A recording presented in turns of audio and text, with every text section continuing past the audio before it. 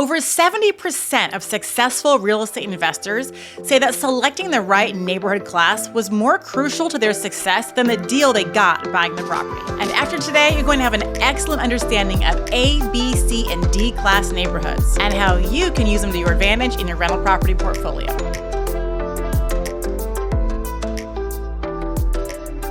Hey there, and welcome back to my channel at Brick by Brick Wealth. I am Casey Franchini, your guide to making smarter rental property investment decisions. Buying rental houses isn't like buying the wrong fitting bathing suit.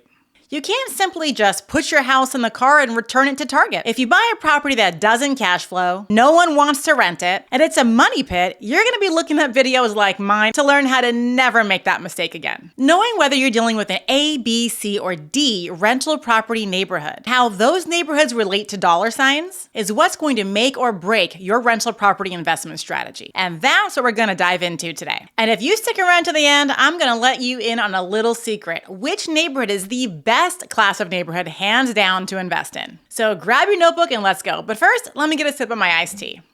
Now, before we get into it, let me preface what I'm about to say with this. Running the numbers on your investment properties is very important, but knowing what class of real estate market you're getting into is essential. And it's the first thing you need to know before you start talking to real estate agents and making offers. So if you're already out there making offers and you have no idea what rental property class neighborhood you're investing in, you might want to stop making offers until you watch this video and until you know what the heck you're doing. Now, there are 4 classes of neighborhoods: A, B, C, and D, and we're going to grade them just like we give grades in school. A is the best grade, B is good, C is average, and D is bad.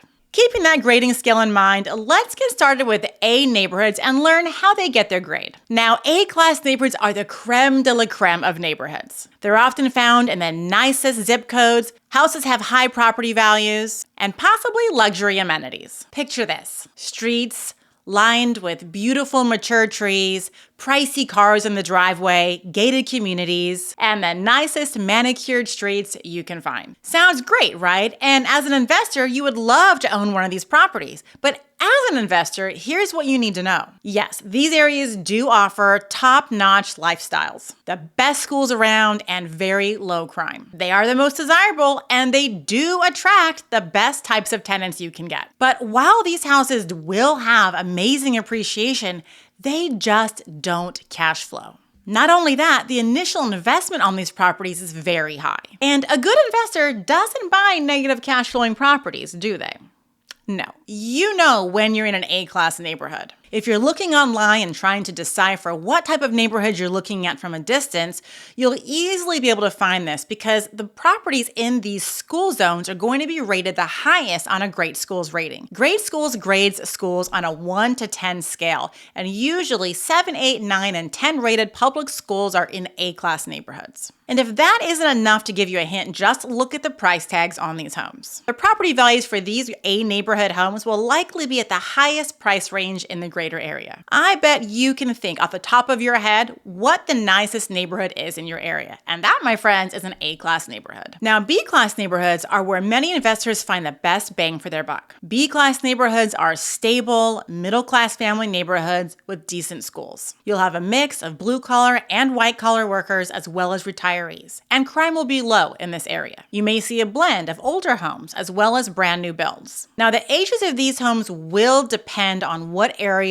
you are investing or looking in. Most of the times, though, you're going to find the B-class homes in 1970s areas or newer, and the school ratings may be anywhere from 6 to 10. This is where the starter homes are. This is where new college grads and those young kids buy their first property together or rent their first home. A lot of people in the B-class neighborhoods have a lot of hope left in their life. They treat the properties that they live in with care, whether they own them or rent them. I have the best tenants in these neighborhoods, and the tenants in these areas treat my properties the best by far. Not to mention, B-class properties get much more appreciation than C and D-class. If you're investing in a neighborhood, an A-class neighborhood is going to be virtually impossible to cash flow in, so you're going to be looking at B, C, or D-class areas. If you're wondering whether this B-class neighborhood you're looking at investing in is worth investing in, here's a pro tip. Look for areas with recent infrastructure improvements. Look for new parks, new shopping centers. Look for recognizable restaurants or popular stores coming in. Think Starbucks, Aldi, and Chick-fil-A. Those are going to be found in your B-class neighborhoods. If you find Lululemon and Apple Store, you're likely in an A-class area. And hey, if you're watching this video because you want to learn more about where to buy your first rental property or your next rental property and what are the best markets to invest in, you're definitely going to need to download the market criteria checklist that I have put together for you, because there are many more things you need to figure out besides whether your neighborhood's an A, B, C, or D class. So if you want to buy real estate the right way, be sure to grab the market criteria checklist down below in the description. Okay, now on to C-class neighborhoods. C-class neighborhoods are where you're going to find the most diversification. And properties in C-class neighborhoods are usually some of the oldest in the area. In C-class neighborhoods, you'll almost always find a property or two or three or four on every street that is in great need of some upkeep. You'll see a lot of properties with deferred maintenance. Deferred maintenance means overgrown shrubs, older roofs, painting on the exterior that needs some revitalization. You'll probably also see a few extra cars in the driveway compared to the properties in the B and A-class neighborhoods, and you'll find homes have less upgrades. In C-class neighborhoods, you're going to find 50% of the people who live there own their homes and the other 50% rent, which means you're going to find some properties with a nice, immense pride of ownership in the property that they own, and other properties not so much. Areas like this provide the best opportunity for investors, especially those who are willing to do the work, and ones who want to get a good deal on the property and do some rehab. The scary part about investing in a C-class neighborhood is knowing whether your neighborhood is going upwards towards a B-class neighborhood or going down towards a D-class. And to find that answer out, you're going to need to do a little bit more research besides an A, B, C, and D-class neighborhood. Many new investors mistake a C-class neighborhood for a B-class neighborhood when really it's a C-class on its way to a D-class. There are a lot of great flipping opportunities for investors in C-class neighborhoods because most new homeowners in this lower end price range who are buying in the C-class neighborhoods barely have the funds for a down payment on their property. They usually don't also have an extra $30,000 or $50,000 to do a renovation on an older home. So buyers in the C-class areas really appreciate a nice flipped house. They'll pay a top price premium for the property because they know there's going to be less money out of pocket in the end once they buy the property. Now, while properties are more affordable in the C-class market, especially for investors, be warned, they also require a heavier hands-on approach to property management compared to A and B class. So if you do plan on investing in a C-class neighborhood, please have an experienced property management team that is working with your property who is used to dealing with properties like that on a daily basis. Now, a D-class neighborhood is easy to identify for most people, especially the worst of the worst. You know when you see it. Now, if the neighborhood you're investing in is borderline C-class or C- property, you've got to be very careful, like I mentioned a minute ago, and be sure that you do the extra research to identify whether the neighborhood is on an upward swing and it's getting better and turning into a B class, or it's on the fringe of a C- and it's quickly going into the D neighborhood. D-class neighborhoods are very unfortunate. They are very challenging to invest in, and personally, I would only recommend them for very experienced investors. Many inexperienced investors get lured into these D-class neighborhoods because of their low prices. I know I got excited when I moved to Memphis 12 years ago and saw homes for sale for $10,000, $15,000, $20,000. Heck, even some were $1. I thought I'd be rich like Monopoly and I would buy all the houses on the block. But as soon as I drove to these properties, I quickly realized why they are so cheap. And I knew then I wanted nothing to do with any sort of property in these neighborhoods. These areas aren't just cheap. They also struggle with poverty, very high crime, and stagnant property values.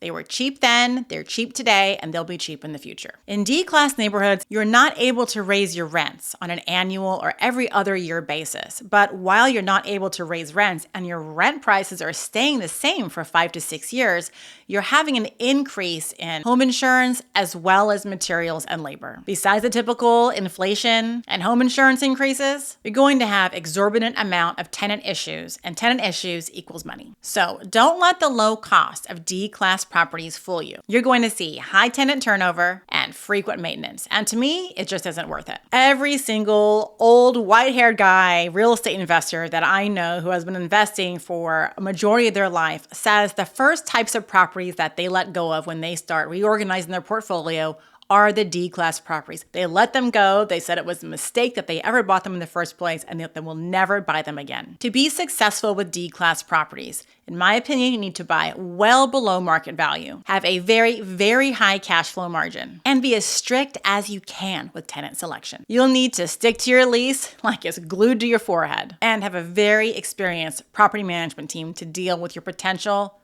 tenant issues. I was talking to a guy in my Instagram DMs the other day, and I don't know where he lives, but he's an out-of-state real estate investor. And he told me that he spends $5,000 on average with every tenant turnover on each of his 4 properties. Each of the properties, $5,000 in tenant turnover every other year. That is insane. And that is because he bought in a not great area and has poor property management. So a lot of your tenant problems and your cash flow problems can be solved by those 2 things: buying in a better quality neighborhood and having a good quality property management team. I want my investing experience to be as easy and carefree as possible. I want tenants that take care of my rental property, pay rent on time, and live nicer than I do. I want my property to appreciate, and I want to guarantee that it's going to appreciate. And I want to feel safe when I go there. Well, I figured it out. I figured out how to buy properties like this with great tenants. And it all boils down to this: what neighborhood class you buy in. Now, if you've stuck with me this long through the video, you'll remember in the beginning, I told you that I would let you in on a little secret. What neighborhoods, hands down, are the best to invest in? And here it goes. Are you ready? It's B-class properties. With B-class neighborhoods, you always have desirability. It's usually always the safest area in town that's affordable for new homeowners. And properties are smaller than the A-class, so they don't cost as much to renovate. You also still have mostly owners in this neighborhood, keeping property values high. In my opinion, B-class neighborhoods are the heart of America. Understanding the class of the neighborhood that you invest in is crucial for making informed real estate decisions. Yes, each class has its pros and cons, and choosing the right one depends on your goals, your resources, and your level of expertise. So thank you so much for joining me today. If you found any part of this video helpful, please do all the things: like, comment, subscribe, and hit the bell so you can be notified of when I put out super awesome videos just like this on real estate investing. Do you have any questions or you want more content like this one? Drop a comment below. Until next time, keep building your wealth brick by brick.